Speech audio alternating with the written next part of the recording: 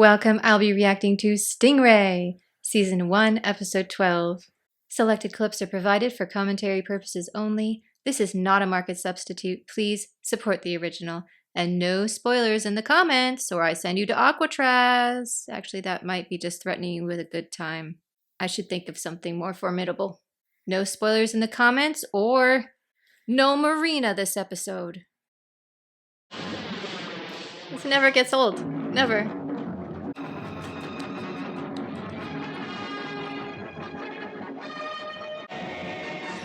This show is seriously the only thing keeping me going right now. Like,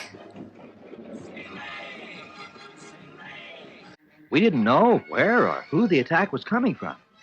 hmm. In the control tower, the atmosphere was tense. Bones had sighted the enemy. But it was only a few seconds before the missiles connected with their target. And we watched the enemy crash to the seabed. But who are they? Then fired me across. I am too claustrophobic for that. Commander Straker and I, we're out. Nope, not happening. I was in the enemy ship. Oh, this is great design. Arm coming through the hatch. Is this another dream episode, or is he actually narrating? What did you do? Well, we towed it back to base. And now back at Marineville. Is he just making this up? What a story. Yeah, what a story. You knew Barry's father, didn't you? Yes, I did. It was a real tragedy. What did you think of my bedtime story? Oh, fine, except that part where you were supposed to have been fired from the missile launcher and all that jazz about hurting your arm coming through the hatch. You old fraud. I knew it. But I guess Barry would have been kind of disappointed to know you only slipped off a chair putting up Christmas decorations. Well, I may have colored the story a little. But... Oh, that is adorable. Look what I made. I'm gonna be an aquanaut, just like my father was. Gee, Troy, isn't that cute? Write down exactly what I say. Dear Troy Chambers, when I grow up, I'm gonna enlist and be just like my father. Hopefully not entirely. Then I can meet the man my father was always talking about. If I have got a hero, then It's I Commander guess Shore. it's the man who actually runs the Wasps. Yeah, Commander Shore must be a real swell guy. Mm-hmm. Maybe it wouldn't hurt if young Barry did come here. He can stay with us over Christmas. Is this a Christmas episode? Well, that's perfect timing for when I'm recording it. Public YouTube, you're probably getting it in like January or February, I don't know. But here, I'm just putting up my Christmas decorations. Ah, they both have cute coats now.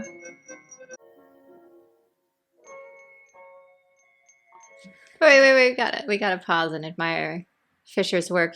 First of all, that is a tiny little tree. How in the world did Troy fall off a chair with that small of a tree? I have a Macy's size tree. I can't even show you a picture of it because it is too tall. I guess I could show you a vertical picture. I'll see if I can take one. This makes me want to rip everything off and fix it. I don't know what's going on with this tree. It looks like... I have no words. I might take some time and I'll show you the fixed tree right here. Because this is bothering me. Where's the commander got to? He's with Troy. They're checking out that enemy craft that was towed in. They've established that there's no remote control equipment aboard.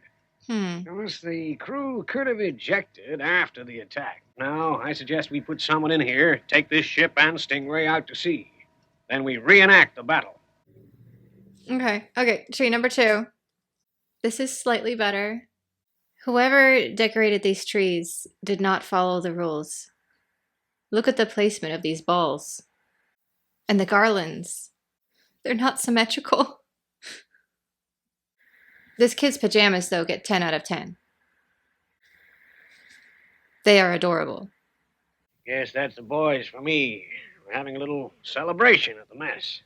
Oh. I'll see you later. Is the Admiral gonna be there? Good night. Who put pink with red on the tree? My eyes.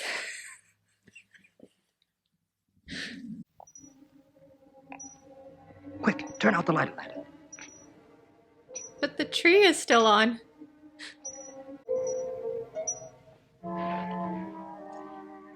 It just looks like Santa Claus. Which I would be worried about if this was a Doctor Who special. Oh my God!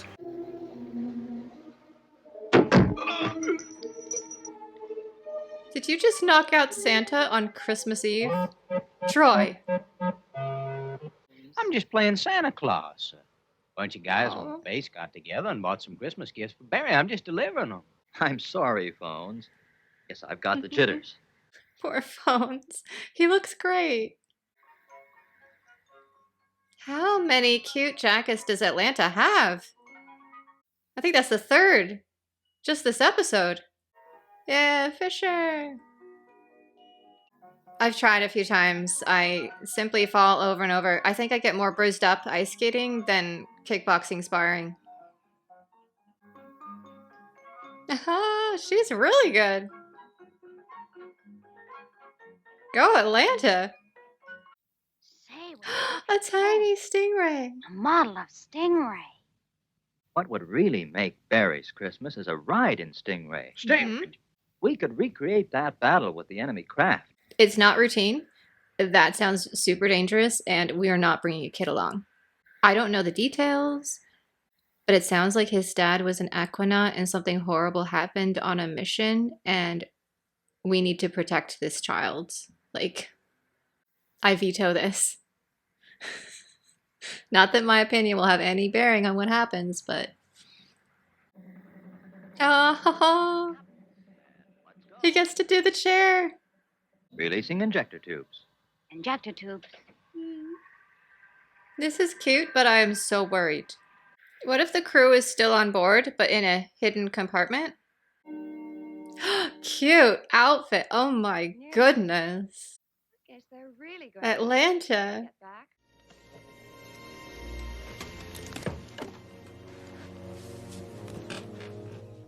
This is where we fired the missile, Phones. Right, Roy. Then the ship would have been hit. Now, But aren't you gonna shoot through the missile ejector Oh like no. you did before? Well, no, not this time. And what did happen to the crew?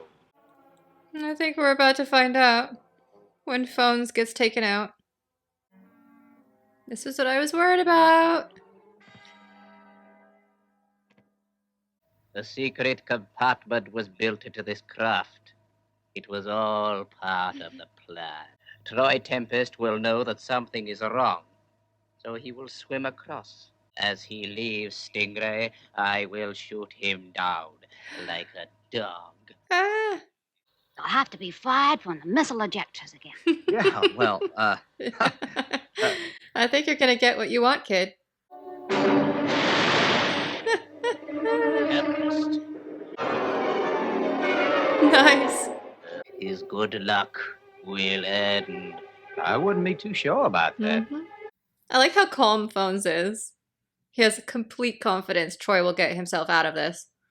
well, Phones, I guess we've got a surprise Christmas present for the commander. Mm-hmm. Look at these Christmas cracker crowns. They're so good. Although, unfortunately, Phones, what happened to your etiquette? What? What is this? Put it on your lap, folded, facing you. I'll forgive you because you're my favorite character. You get a pass. Marina has a princess one. And they invited Fisher. I put my Christmas jacket on in honor of this episode because we got so many amazing jackets, mostly from Atlanta. She must have an entire closet full, and I'm here for it. She looked so hot. I'm sorry, she really did. Like, especially in the kitchen with her tiny apron and that gorgeous black top. Oh. This was really so cute, though, that little kid. Like, I wanted to know more about his dad's backstory, though. I mean, what happened? All we know is that it was tragic. So I hope we see him again and get to learn more.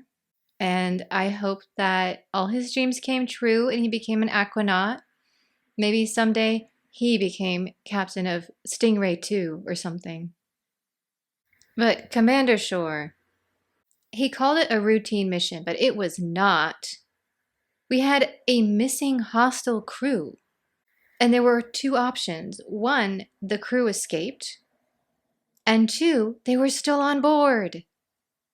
Now is not the time to bring kids along. What's interesting, though, is that Atlanta was like, why did they sneak off on us? But Commander Shore told Troy to clear it first with Marina.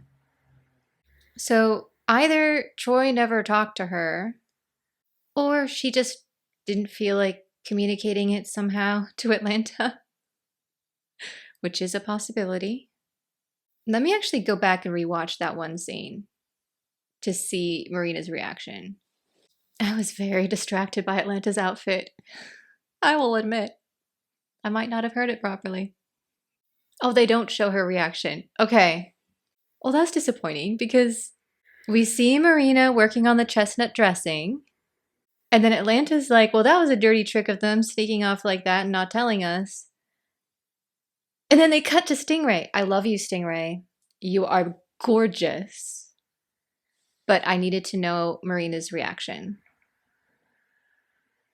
So I guess post in the comments, what do you think happened? Did she know? Did Troy tell her? And then she just kind of did not communicate it? Or did he truly sneak off? Either way, I think this was a very effective holiday episode. Super cute. But please, give me a day pass to Marineville so I can fix your trees. And what decor did Troy fall off a chair for? Because I didn't really see any garlands strung up. I need a part 2 with answers to these questions and also Christmas dinner. I feel like we're missing another episode here. I don't know, maybe it's a 2-parter. That would be cool.